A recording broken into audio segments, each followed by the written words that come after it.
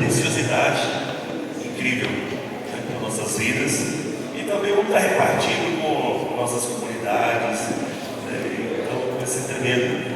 O Zé Pereira me trouxe dois assuntos, foi tão tremendo, foi sobre o amor aos irmãos, amor aos perdidos, né, englobando a evangelização, né, a buscar essas onças e tirar o couro, né?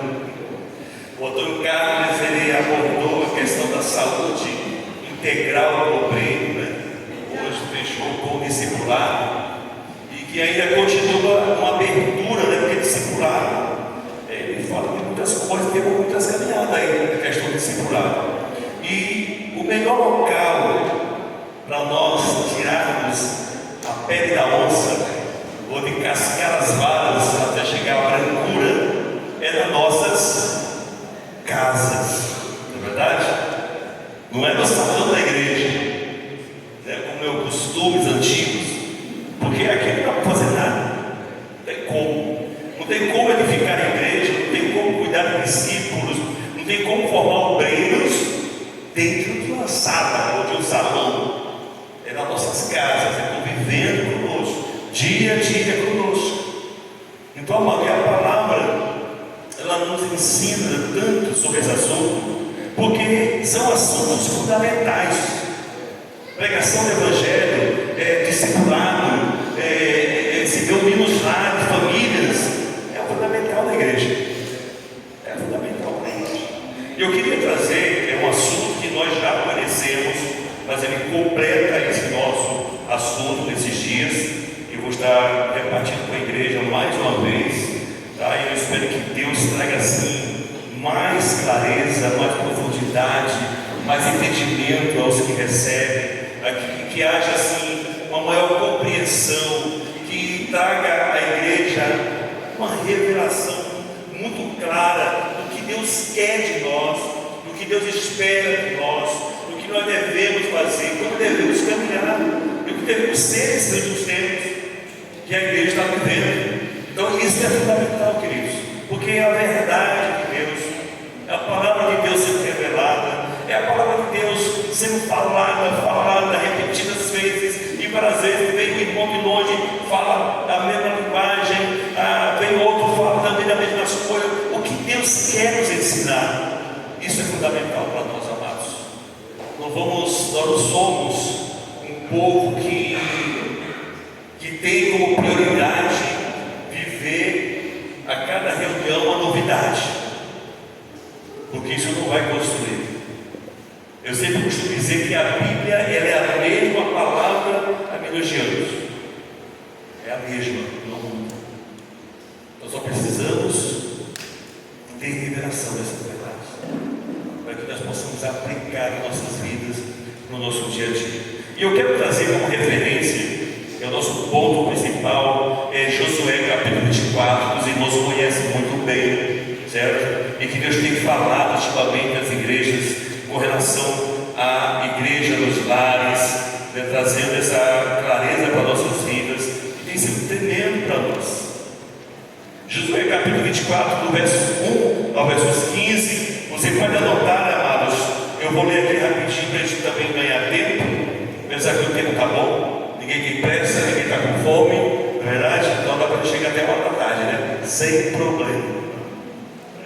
É brincadeira, gente. Depois de reunir Josué, todas as tribos de Israel em Siquém, e chamou os anciões de Israel, e os seus cabeças, e os seus juízes, e os seus oficiais, e eles se apresentaram diante de Deus. Então Josué disse a todo o povo: assim diz o Senhor de Israel: além do rio habitaram antigamente vossos pais. Terá pai de Abraão e pai de Naor, e serviram a outros deuses. Eu, porém, tomei do vosso pai Abraão, da além do rio, e o fiz andar por toda a terra de Canaã. Também multipliquei a sua descendência, e dei a Isaque, e a Isaque dei a Jacó e a Esaú. E a Esaú dei a montanha de Seir para a possuir, porém a Jacó e seus filhos desceram para o Egito. Então enviei Moisés e Arão e feri ao Egito, como fiz no meio deles, e depois vos tirei de lá. E tirando eu a vossos pais do Egito, vieste ao mar, e os egípcios perseguiram os vossos pais com carros e cavaleiros até o mar vermelho, e clamaram ao Senhor, que pôs uma escuridão entre vós e os egípcios, e trouxe o mar sobre eles, e os cobriu, e os vossos olhos viram o que eu fiz no Egito. Depois habitaste no deserto muitos dias. Então eu vos trouxe a terra dos amorreus, que habitava além do Jordão, os quais pelejaram contra vós. Porém os entreguei nas vossas mãos, e possuíste a sua terra, e os destruí diante de vós. Levantou-se também Balaque, filho de Zippor, rei dos Moabitas, e pelejou contra Israel, e mandou chamar a Balaão, filho de Beor, porém, para que os amaldiçoasse. Porém eu não quis ouvir a Balaão, pelo que ele vos abençoou grandemente, e eu vos livrei das suas mãos. E passando vós o Jordão, e vindo a Jericó, os habitantes de Jericó pelejaram contra vós, os amorreus, e os fariseus, e os cananeus, e os heteus, e os girgaceus, e os heveus, e os jebuseus. Porém eu os entreguei nas vossas mãos, e enviei bestões adiante de vós, que os expulsaram diante de vós, como a ambos os reis dos amorreus, não com a tua espada, nem com o teu arco. Eu vos dei a terra que não trabalhaste, e cidade que não edificaste, e habitais nela, e comeis das vinhas e dos olivais que não plantaste.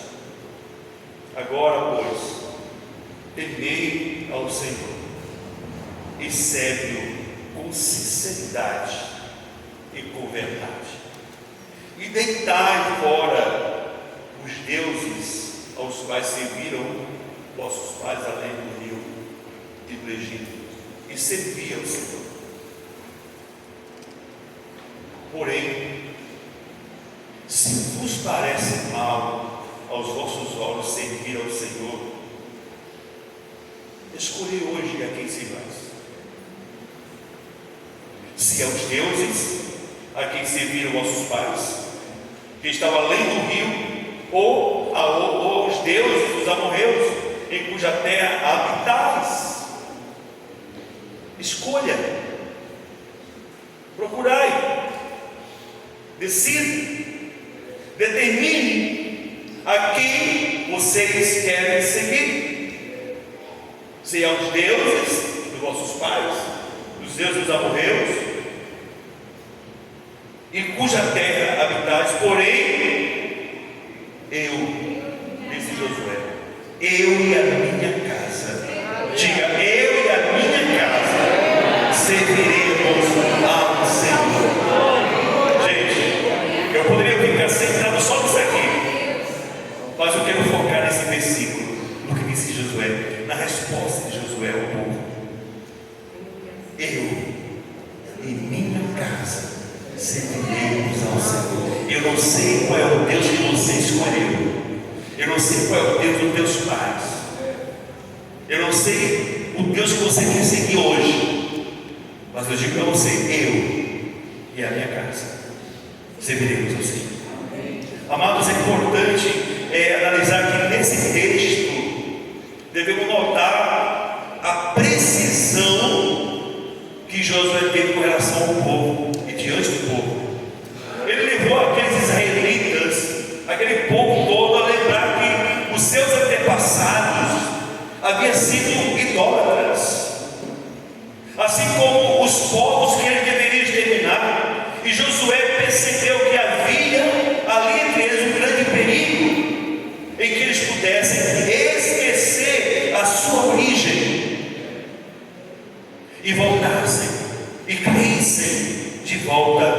idolatria.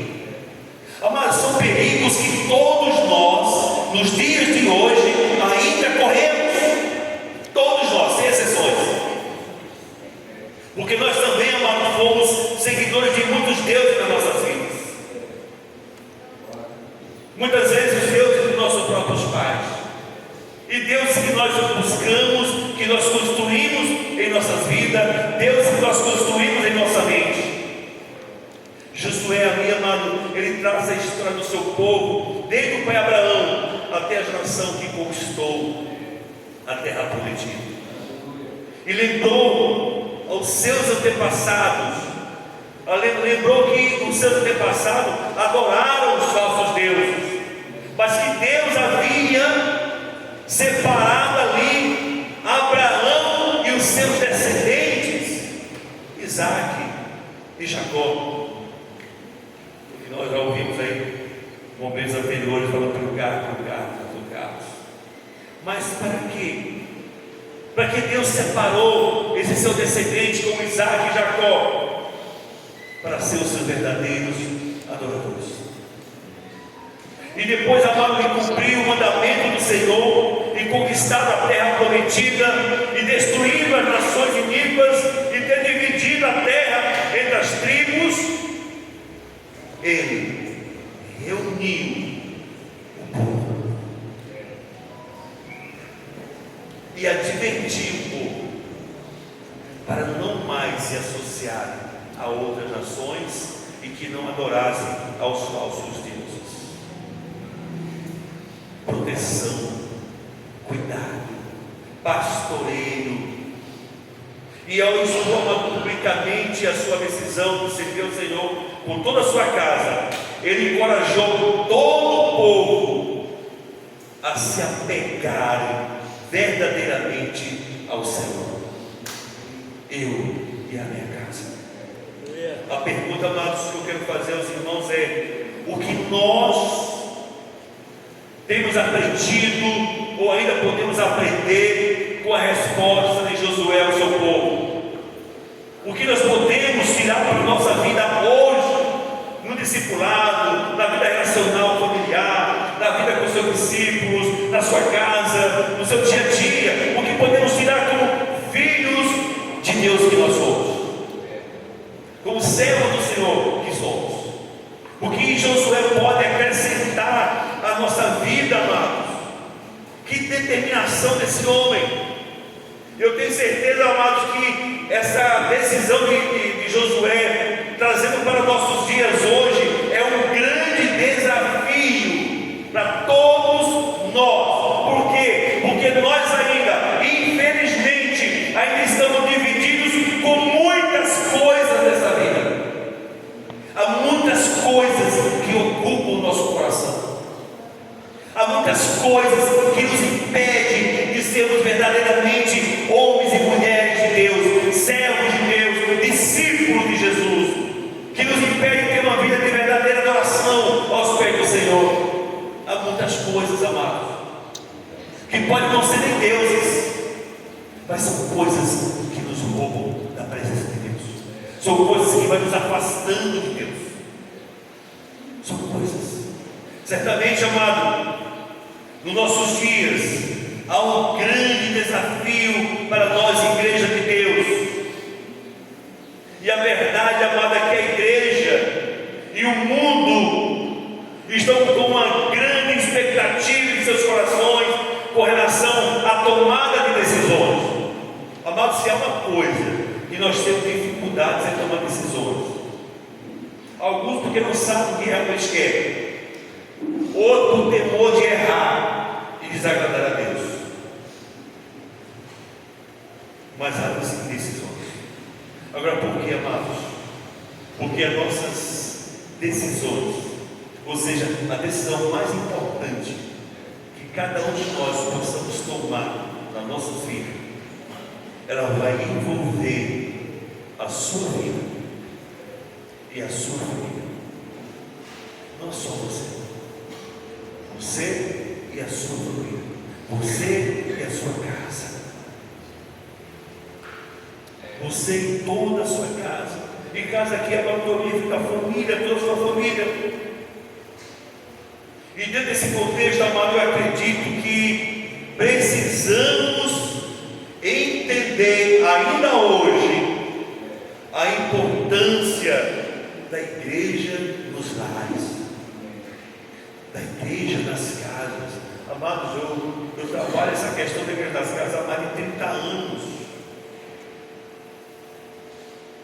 E ainda eu percebo, ainda hoje, as grandes dificuldades que a igreja ainda tem de ter essa clareza e de se tornar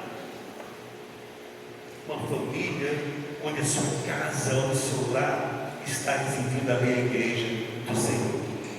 Há muitos na mente, muitos amados, que acham que a igreja é o prédio e que só tem reverência a Deus no prédio. Em casa vale tudo.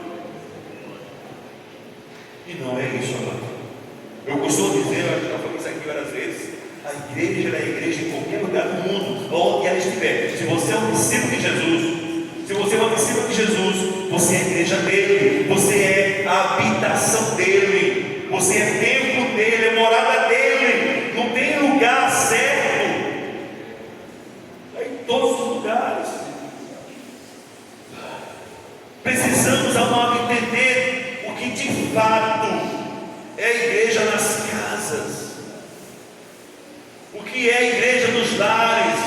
Sabe por quê, querido? Porque nós precisaremos nos desprendermos de coisas, como por exemplo salões luxuosos, que muitos ainda conquistam e constroem e não leva a nada. Eu estou falando de ter um espaço para trabalharmos todos reunidos, estou falando disso com maior simplicidade. Estou falando desse aspecto. Mas na igreja das casas, amados, o cabeça da família exerce a sua função pastoral e sacerdotal. Eu não sou sacerdote só quando estou aqui reunido hoje. Não. Lá na minha casa, hoje eu sou eu e minha esposa, não tem mais filho perto, me convivendo, mas eu continuo sendo sacerdote da casa.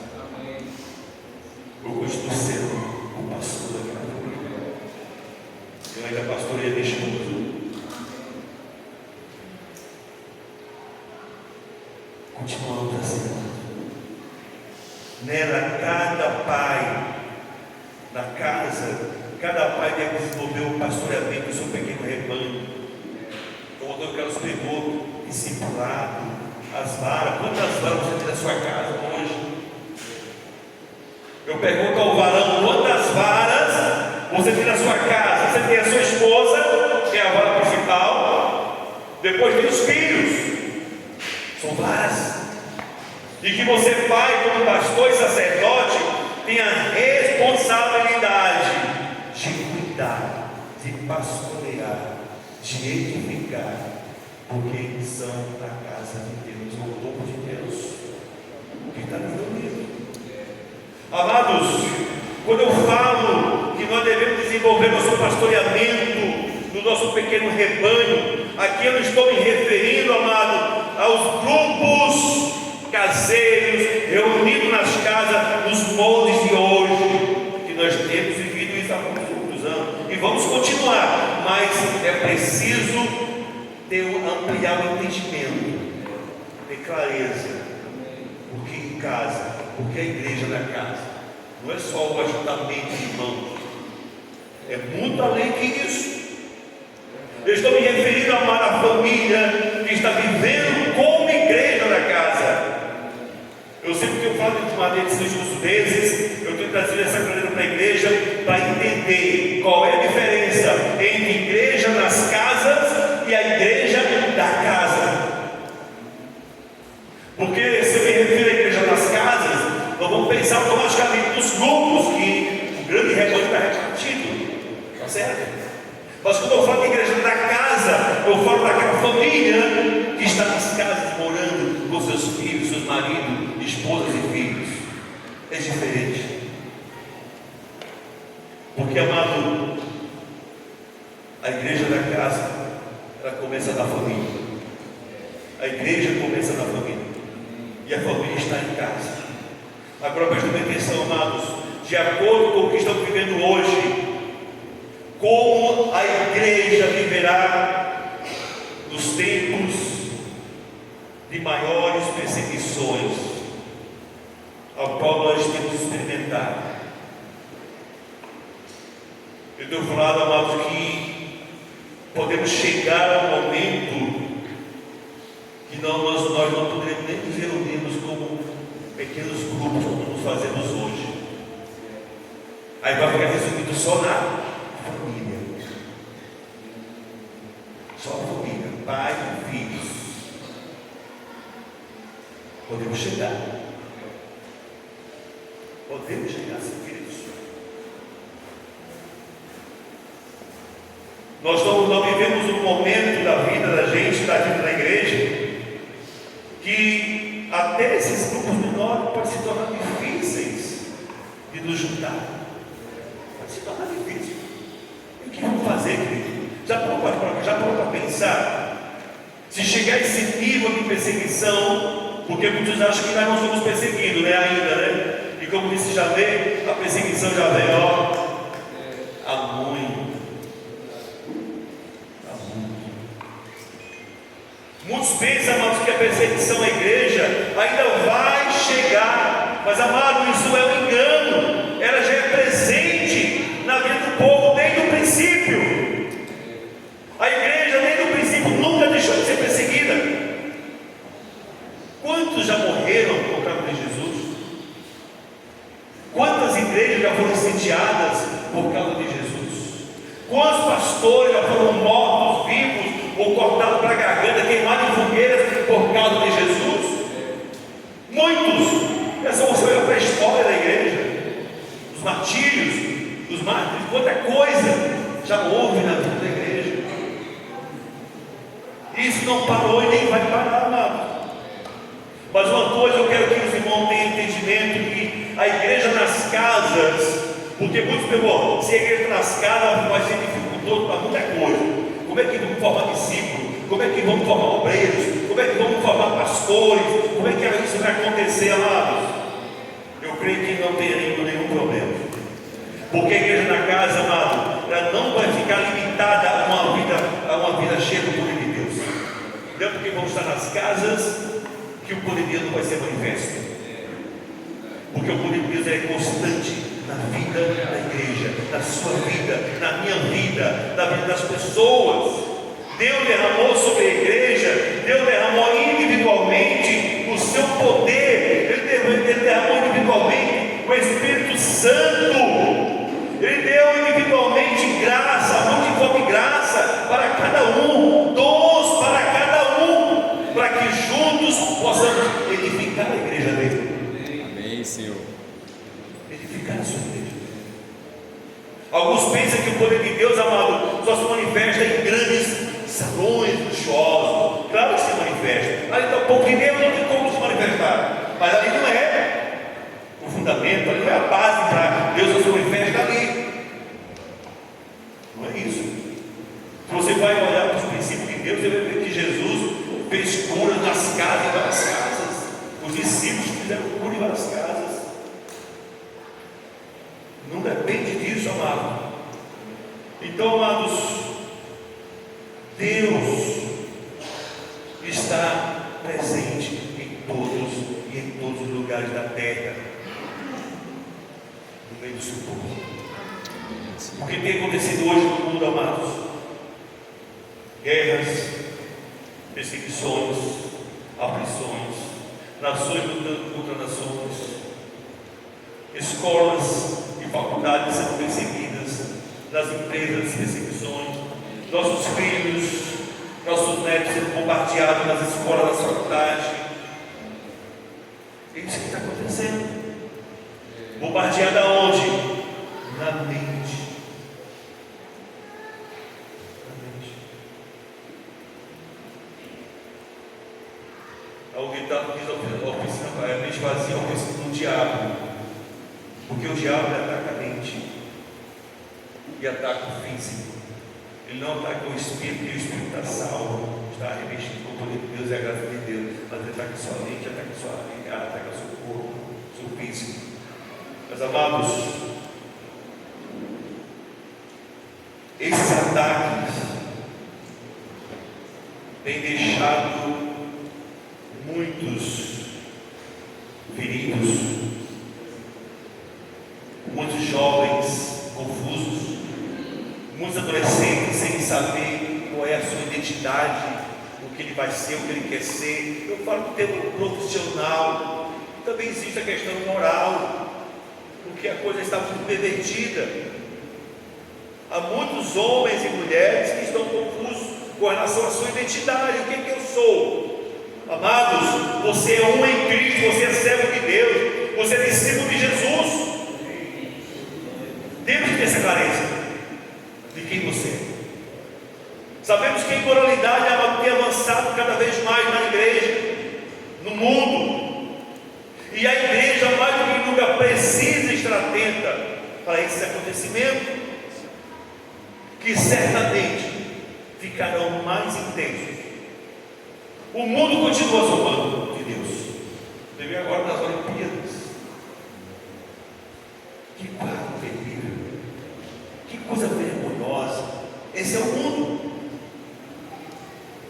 O mundo pelo qual muitos ainda amam esse mundo e são atraídos por essas coisas.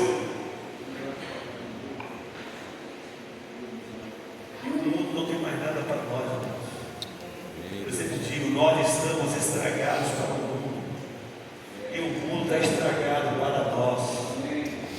Eu costumo dizer muito aos irmãos, meu irmão, desde que eu me converti, eu não tenho mais nada com o que acontece lá fora. Ah, porque isso aí é feriado, você tem que ligar. É, não sei não lembro mais dessas coisas. Porque não vou ficar na minha vida com o Senhor preocupado com coisas, ou datas, ou comemorações, ou festividades que o mundo realiza, a qual eu pertencia antigamente, não pertenço mais. Eu morri para o mundo.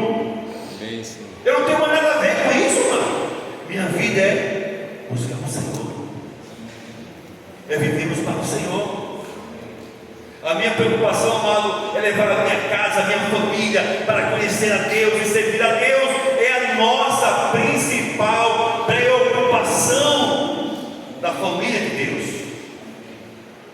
Se edificar e edificar a sua casa. Edificar a sua casa.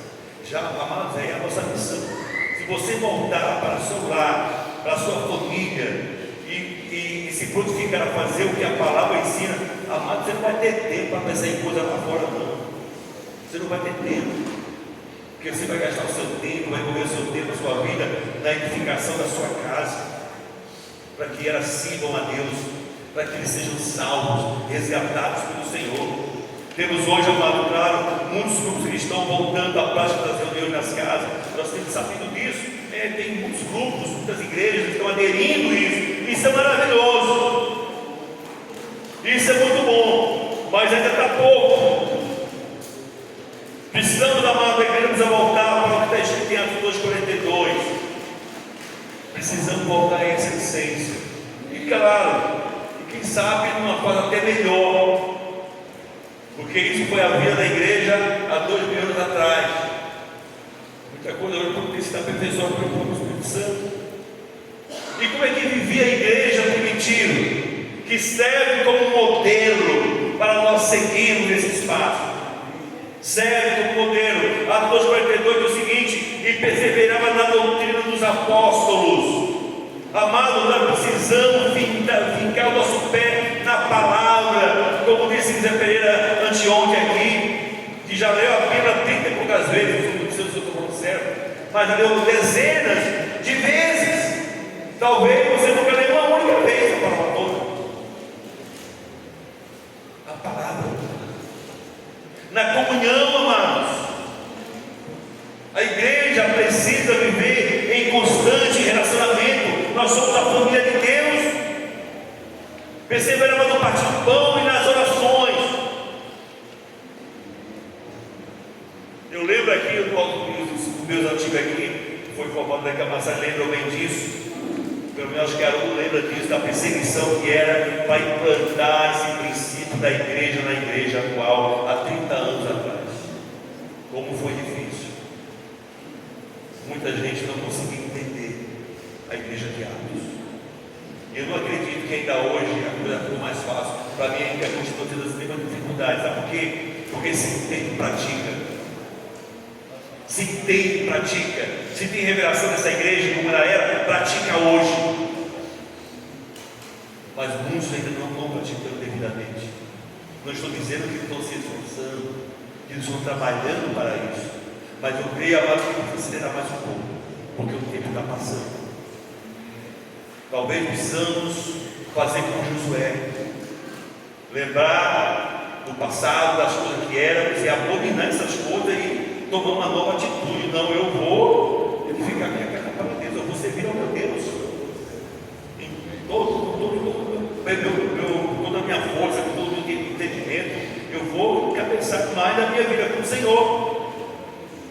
E diz o mais: e em toda a alma havia temor, e muitas maravilhas ensinadas faziam pelos apóstolos, e todos que criam estavam juntos. Todos que criam estavam juntos. Assim, ó. Agora não é para ser só hoje. Amanhã, os irmãos visitando os irmãos, os grupos se reunindo, se edificando, lendo a palavra, estudando, exceto o discípulo durante o decorrer de toda a semana, um cuidando de 2, outro cuidando de 3, outro cuidando de 4, os pastores formando os obreiros, cuidando dele. É isso que é a vida da igreja. Verdade, Senhor. É isso que precisa acontecer no dia a dia da igreja. Agora nós não podemos ficar parados, temos que trabalhar na evangelização, na programação. Precisamos caçar a onça e tirarmos o couro do anjo. Não dá para o irmão, né? Nós não podemos transformar a igreja, não no sentido prédio, um monte de tijolos, do jeito que chega e não tem forma, não tem nada. Precisa ter cuidado, sabe? Edificar, precisa cuidar. E todos que criam estavam juntos e tinham tudo em comum. O que é ter tudo em comum? O que é meu é seu, o que é seu é meu, é nosso. Como é que a igreja vai chegar a esse nível? É assim que vive permitido. E diz mais o seguinte: e vendiam suas propriedades e bens e repartia com todos, segundo a cada um havia de missa, ou seja, a cada um de acordo com a necessidade que havia em cada pessoa, ou cada família. E perseveravam todos os dias no templo, e partindo pão em casa, comiam juntos com alegria e sinceridade de coração, louvando a Deus e caindo na graça do povo. Aí eu pergunto, queridos, nós estamos caindo na graça do povo? Por que as pessoas lá fora têm achado de você? O que elas acham de você? Como é que elas estão vendo? Nós temos que falar uma coisa muito linda. O mundo não é a Bíblia, lê a gente. Isso fala que percebeu. O povo olha para a gente, olha para o que você faz, olha para os seus atos, para as suas atitudes, para o seu comportamento, para a sua linguagem. É isso que o mundo olha. Estou dizendo que com isso eu vou pregar o Evangelho, não sei a Jesus. Mas a primeira coisa que ele olha é os seus atos. Porque ele não lê a Bíblia, ele e a Bíblia somos nós. Para conhecer a vontade dele e praticar e viver. Isso é fundamental. A igreja, amados, e diz o 5, verso 47, louvando a Deus e caindo na casa do povo, e todos os dias acrescentava o Senhor à igreja aqueles que se haviam de salvar. Nós vemos aqui, amado, além do nosso papel evangelístico, que é sair para evangelizar as pessoas, o próprio Deus vai acrescentando. É Deus que acrescenta, porque quem converte os corações não somos nós estamos anunciando Jesus, nós só testemunhamos de Jesus, nós só temos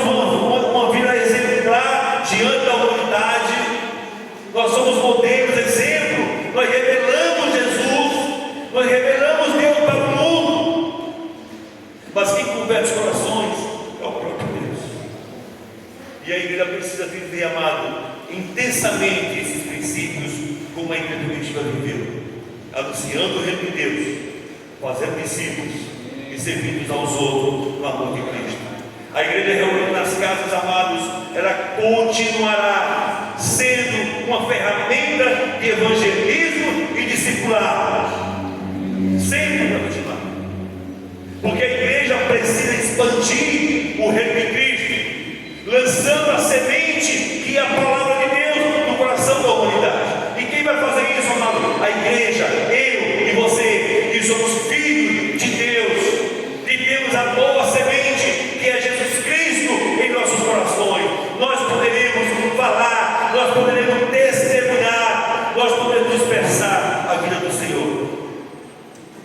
A igreja nas casas, amados, é uma ferramenta excepcional para este exercício de formação de novos discípulos. Ela é um canal onde poderemos atrair muitos para Cristo. Eu sei que antigamente você convidava uma pessoa para ir no domingo, aí a pessoa vinha, ela gostava, ficava aí. Mas não é assim. Nunca foi, mas havia essa prática. Ela tem que vir, amado, com o coração cheio de desejo de Deus. Cheio de desejo de Deus. Nós podemos, amado, fazer essa obra. Nós podemos trabalharmos. Nós podemos cuidar de discípulos, nós podemos formar discípulos, nós podemos ganhar, nós podemos atrair muitos. Na casa, amado, nós podemos viver em transparência, nós podemos viver uma vida normal, sem máscara. Nas casas nós podemos desmistificar o conceito de acharem que somos perfeitos, porque muita gente acha que crente tem que ser perfeito. E se vê um erro, aponta. E eu não quero ser crente como esse, não. Porque isso acontece. Porque todos nós sabemos, amados, que não somos perfeitos. Mas estamos caminhando, estamos trabalhando para a perfeição. Estamos trabalhando e alcançando a maturidade. Estamos deixando de beber leite. Porque o que me entristece muitas vezes, amada, na caminhada cristã, é homens ou mulheres que passam seu tempo e ela continua bebendo leite, em vez de comer um alimento mais sólido. Porque alimento sólido é para os maduros, né? Leite é para criança recém-nascida. Agora imagina, amado, você está vivendo como criança recém-nascida, bebendo leite. Estamos, amados, nesses últimos tempos da igreja na terra, estamos lutando contra a vontade da nossa carne. E essa luta precisa ser cada vez mais intensa, porque a inclinação da carne tem se tornado muito mais forte nas nossas vidas. Muito mais forte. Agora não podemos esquecer que nós estamos prosseguindo para o alto. Amém, Jesus. Jesus é o nosso alto. Cristo é o nosso alto. Onde todos nós seremos plenos do Senhor. Como igreja reunida nas casas, amados, surge também a possibilidade de levarmos os pais a terem clareza do seu papel, pastorear, discipular e viver uma aliança em Cristo Jesus com a sua casa e com aqueles agregados que você vai conquistando para Deus. Essa é a nossa responsabilidade. Muitos pais, amados, têm deixado as suas responsabilidades pastorais e familiares nas mãos dos presbíteros e dos líderes. E não é isso, amado, a palavra de Deus nos ensina. Os pais precisam exercer o seu papel sacerdotal e pastoral em suas casas, em suas famílias, sem precisar transferir a sua responsabilidade para os seus pastores e líderes. Porque, peraí, gente, preste atenção no que eu quero falar. Nós não somos um povo tão, não sei nem palavra usar, tão inútil ao ponto de eu poder cuidar da minha família segundo a verdade. Eu digo isso, amado, porque eu lembro no princípio do ministério, muitos pais me procuravam para poder dar jeito dos seus filhos. Eu não. O seu pai é você que deixa o seu filho. Eu posso dar uma orientação bíblica, mas você tem que fazer do seu filho. Eu cuido dos meus. Eu cuido dos meus, educo os meus, disciplino os meus, oriento na palavra, entendeu? Eu faço isso, é o meu papel como sacerdote. E era isso que eu ensinava. Então, amados, os pais precisam com urgência exercer o seu papel sacerdotal e pastoral para transferir e deixar de transferir as suas responsabilidades para os líderes e pastores da comunidade. E eu sei, amado, que todos nós sabemos que os presbíteros da igreja local têm uma função excepcional no cuidado pastoral da comunidade, da igreja, mas cada pai em sua casa precisa e tem o dever de pastorear a sua família, e a sua família precisa reconhecer os seus pastores das suas casas. Os filhos precisam honrar e respeitar os seus pais. A esposa precisa ser submissa e caminhar junto com ele, cuidando do seu rebanho. Precisa estabelecer esses princípios. Precisa. Os filhos precisam ser pastoreados pelos seus próprios pais, ser cuidado pelos seus próprios pais. A igreja dos lares, amado, se reúne nas casas, ficam limitados, não ficam limitados a formar novos obreiros. Não tem como. Não tem como. Sabe por quê, amados? Não fica limitado? Porque é fundamental que aquele que for formado para fazer a obra do Senhor, e seja convivendo lado a lado com aquele que está formando. E onde é que ele vai viver lado a lado? Me explica. Na escola? Não. Ele vai para a escola para estudar. No trabalho? Não dá, porque ele vai no trabalho para trabalhar. Ele é pago para isso. Só na nossa casa, com o nosso filho, para sentar e ouvir, ajudar, ensinar, orientar, orar. É na nossa casa, mas precisa estar vivendo lado a lado com aquele que está sendo formado, vivendo em relacionamento de aliança e se comprometendo uns com o outro na obra do Senhor. Nós temos, amados, todos nós temos essa missão de formar e encaminhar os nossos filhos biológicos para a obra do Senhor, como também os espirituais. A igreja da casa, amado, deve ser a resposta para a nossa geração. Deve ser um lugar de amor e aceitação, um lugar de cura, de perdão e de restauração, um lugar de transformação. A igreja das casas são pequenas comunidades de discípulos que se relacionam sob uma condução adequada para crescer em qualidade, em quantidade e em unidade, vivendo em comunhão uns com os outros, servindo uns aos outros no amor de Cristo. Essa é a nossa vocação. Nós somos igreja, amém? Nós somos a igreja, fomos chamados por Deus. Estamos aqui porque somos chamados, porque temos clareza disso. Essa é a minha vocação.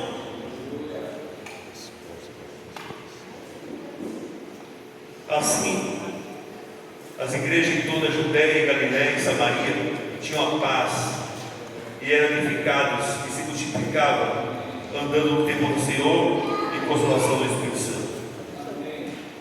E para terminar, queridos, que os nossos corações estejam clamando pelo Senhor, clamando para que Ele nos ajude a andarmos a sua vontade, para andarmos na sua verdade, e juntos possamos falar como Josué, com muita determinação: eu e a minha casa serviremos ao Senhor. Aleluia. Amado, é lindo quando a igreja tem esse entendimento e quando ela toma essa atitude. Daqui para frente, essa vai ser a minha caminhada. Eu e minha casa. Primeiro você e a sua casa. Josué disse, eu e a minha casa. Onde você vai se colocar como o principal. Você. Eu e a minha casa. E Deus, amado, vai prover todos os recursos para que a sua casa, para que a sua família seja edificada. Amados, imagine um domingo, a igreja aqui, o grupo das casas se reunindo aqui hoje. E todas as famílias estão bem ajustadas, cheias de Deus, feliz, sem problema, não? Que é difícil não ter, mas com o coração cheio da paz do Senhor. Imagine que momento de celebração, que alegria, que será o dia da reunião de todos os grupos das casas reunidos no lugar. Aleluia. Que coisa tremenda. Para que possamos pular na presença de Deus, para que possamos adorar, cantar ao Senhor, tirar a oferta, abraçar os irmãos. Que coisa linda ouvir mais a palavra profética de Deus. Não é tremendo, amados? Mas nós precisamos tomar essa atitude no nosso coração. E hoje é dia dos pais, né? Deixa eu pegar esse gancho aí. Hoje é dia dos pais. Que tal você, pai, imitar Josué? Amém, Deus. Que tal você tomar uma atitude hoje? Hoje vai ser, a partir de hoje, a minha casa vai ser diferente. Eu vou me posicionar. Eu vou atentar mais para a esposa, eu vou atentar mais para meus filhos, eu vou me dedicar a ensinar a palavra aos meus filhos, eu vou encaminhá-los para Cristo, para que amanhã eu possa dizer, eu e a minha casa estamos servindo a Deus.